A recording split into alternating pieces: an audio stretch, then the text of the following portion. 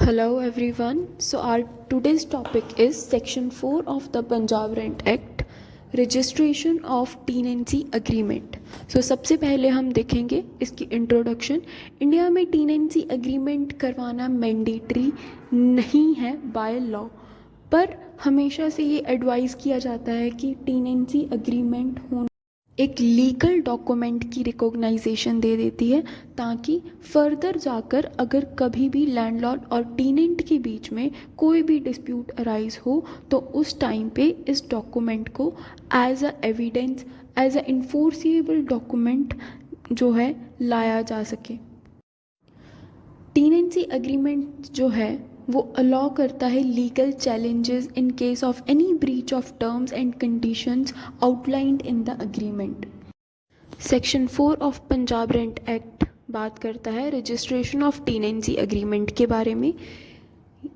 ये प्रोविज़न कहता है कि इस एक्ट के प्रारंभ होने के बाद कोई भी व्यक्ति किसी भी जगह को किराए पर दे नहीं सकता या ले नहीं सकता बिना रिटर्न टेनेंसी अग्रीमेंट के, चाहे ही ट्रांसफ़र ऑफ प्रॉपर्टी एक्ट 1882 के सेक्शन 107 में अदर मेथड्स को अलाउड किया गया है टेनेंसी के लिए। सो next is meaning of tenancy. Tenancy refers to the occupation of property by a person through a lease or rental agreement with the property owner। जो landlord है वो टेनेंट को अपनी प्रॉपर्टी रेंट पर देगा और जो टेनेंट है उस प्रॉपर्टी की ऑक्यूपेशन लेगा लैंडलॉर्ड से लीज के थ्रू या फिर रेंटल एग्रीमेंट के थ्रू। इसी को जो है टेनेंसी कहते हैं। टेनेंसी अग्रीमेंट एक लीगल डॉक्यूमेंट है जो कि लैंडलॉर्ड और टेनेंट के बीच में जो रेंट क्या अग्रीमेंट हुआ है वो किस टर्म्स एंड कंडीशंस के ऊपर हुआ है उसे बताता है। Process of registration of tenancy agreement in India में टेनेंसी अग्रीमेंट को रजिस्टर करवाने की क्या प्रोसेस है। Understanding legal requirements.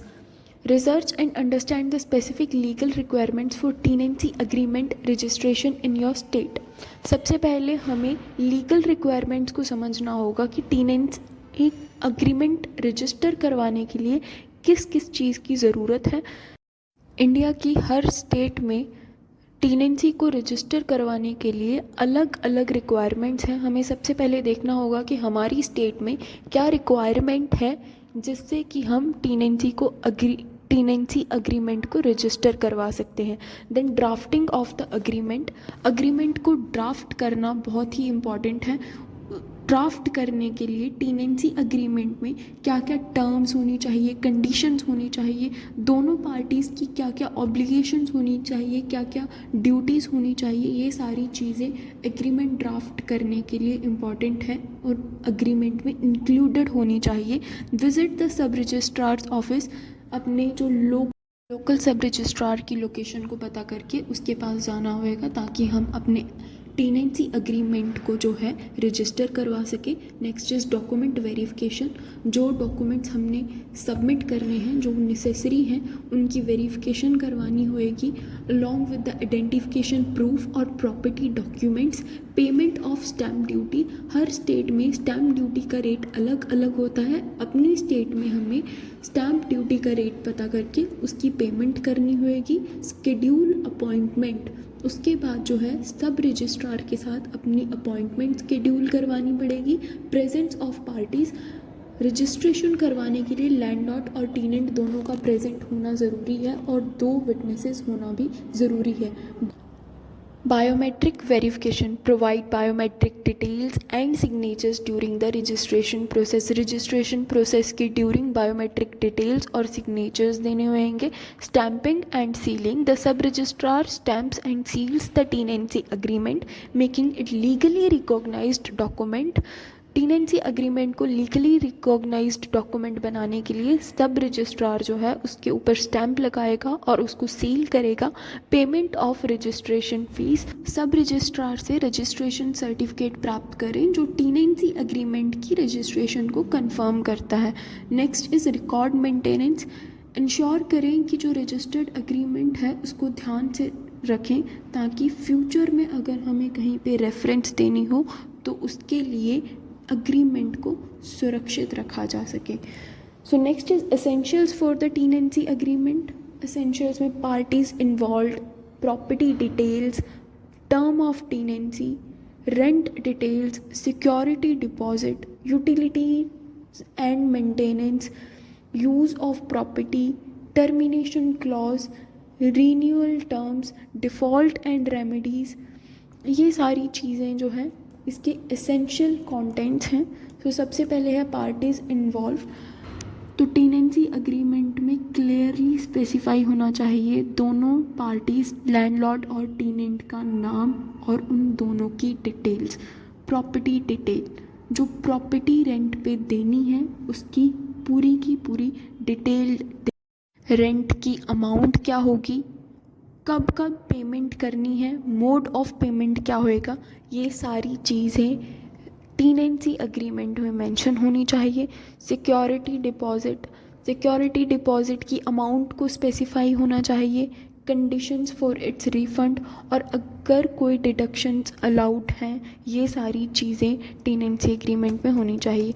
Utilities and maintenance, responsibility for utility payment and maintenance task such as repair, upkeep, उसकी मेंटेनेंस कैसे होएगी, जिस प्रेमिसेस को रेंट पर लिया गया है उसकी यूटिलिटी की पेमेंट कैसे होगी, वहाँ पे अगर कोई रिपेयर्स करवाने हैं उसको किस तरह से उसकी वो अपकीप रखना है, ये सारी चीज़ें मेंटेनेंस टेनेंसी अग्रीमेंट में मेंशन होनी चाहिए।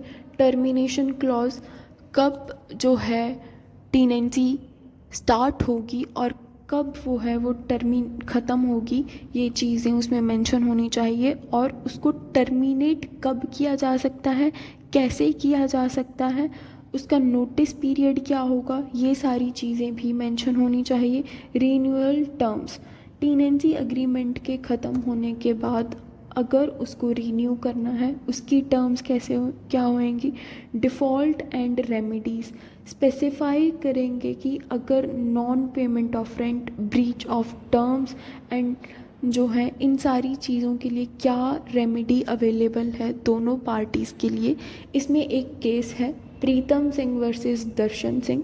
इसमें ये हुआ था कि लैंडलॉर्ड ने एविक्शन सूट फाइल किया था अगेंस्ट टेनेंट, पर टेनेंट ही ने ये कॉन्टेस्ट किया कि उन दोनों के बीच में जो है एक टेनेंसी एग्रीमेंट एग्जिस्ट करता है। हेल्ड ये हुआ था कि जो टेनेंसी अग्रीमेंट है वो रजिस्टर्ड नहीं था पंजाब रेंट एक्ट के सेक्शन 4 के अकॉर्डिंग, तो इसलिए उस टेनेंसी अग्रीमेंट को एज अ एविडेंस कोर्ट में पेश नहीं किया जा सकता था। इसलिए जो क्लेम है वो डिसमिस्ड हो गया और जो एग्रीमेंट है वो अनरजिस्टर्ड था। जो भी उनके बीच में टेनेंसी एग्रीमेंट था वो नॉट वैलिड था और वो not enforceable under the law था। नाउ टेनेंसी एग्रीमेंट के इम्पॉर्टेंट क्लॉजेस क्या हैं।